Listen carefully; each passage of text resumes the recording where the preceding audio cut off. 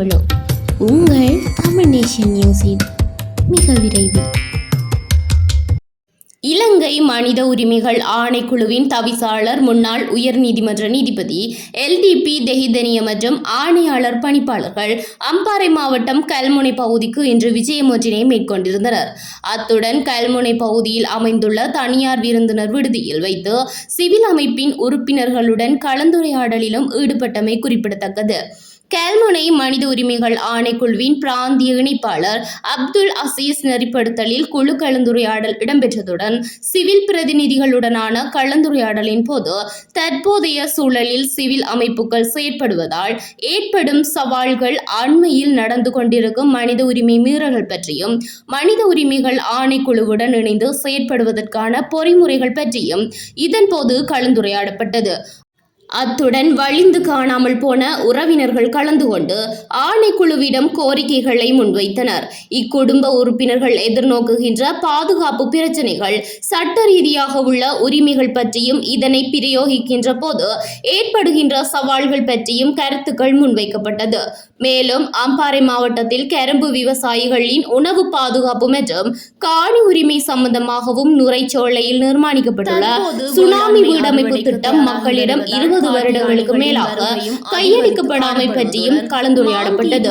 இதற்கு மேலதிகமாக கல்முனை வடக்கு பிரதேச செயலகத்தின் நிர்வாக ரீதியான பிரச்சினைகள் பற்றியும் அதனால் பொதுமக்கள் எதிர்நோக்கும் நிர்வாக குறைபாடுகள் பற்றியும் கலந்துரையாடப்பட்டது. மேற்படி மக்களின் கோரிக்கைகளை ஆணைக்குழு உரிய கவனம் எடுத்து நடவடிக்கை எடுக்கப்படும் எனவும் அரசு மனித உரிமைகளை மேம்படுத்தி பாதுகாப்பதன் அவசியத்தை வலியுறுத்தியதுடன் இது 1996 ஆண்டின் 21ஆம் இலக்க இலங்கை மனித உரிமை ஆணைக்குழு சட்டத்திற்கு அமைவாக சட்டத்தை அமல்படுத்தி அச்சட்டத்தில் உள்ள அரசுக்கு ஆலோசனை கூறுகின்ற அதிகாரம் மற்றும் மனித உரிமைகள் விடய பரப்பிற்குள் மனித உரிமைக்கான கல்வி மற்றும் அதனோடு இணைந்த விடயங்களை மேம்படுத்துவதற்கான விடயங்களை செய்கின்ற போது மனித உரிமை ஆணைக்குழுவிற்கு ஆளுநை பற்றாக்குறை இருக்கின்றது. அந்த ஆளணி பற்றாக்குறை இருப்பதன் காரணமாக சிவில் சமூகங்களுடன் இணைந்து வினைத்திறனுடன் பல்வேறு தீர்வுகளை பெற முடியும் என இலங்கை மனித உரிமைகள் ஆணைக்குழுவின் தவிசாளர் முன்னாள் உயர்நீதிமன்ற நீதிபதி LDP தெஹிதனிய தெரிவித்தார்.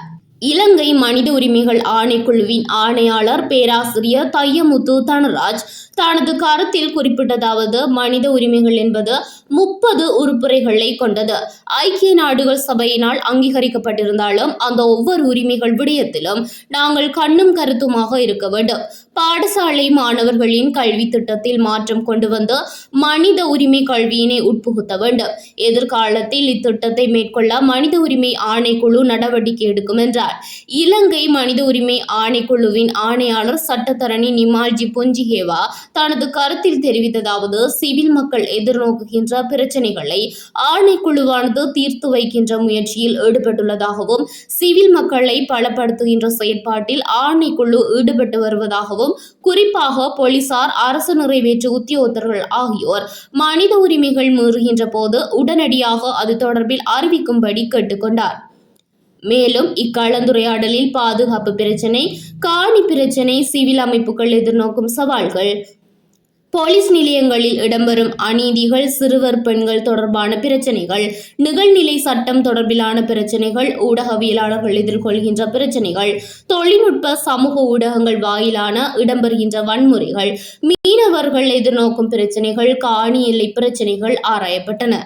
இக்கலந்துரையாடலில் இலங்கை மனித உரிமைகள் ஆணைக்குழுவின் ஆணையாளர் சட்டத்தரணி நிமால்ஜி புஞ்சிகேவா, இலங்கை மனித உரிமைகள் ஆணைக்குழுவின் ஆணையாளர் பேராசிரியர் தையமுத்து தனராஜ், விசாரணை புலனாய்வு பணிப்பாளர் லால் வீரசிங்க மற்றும் மனித உரிமைகள் ஆணைக்குழுவின் சட்ட உத்தியோகத்தர் AWM அகமட் என மனித உரிமைகள் ஆணைக்குழு உயர்மட்ட குழுவில் ஏனைய அதிகாரிகளும் இணைந்திருந்தனர்.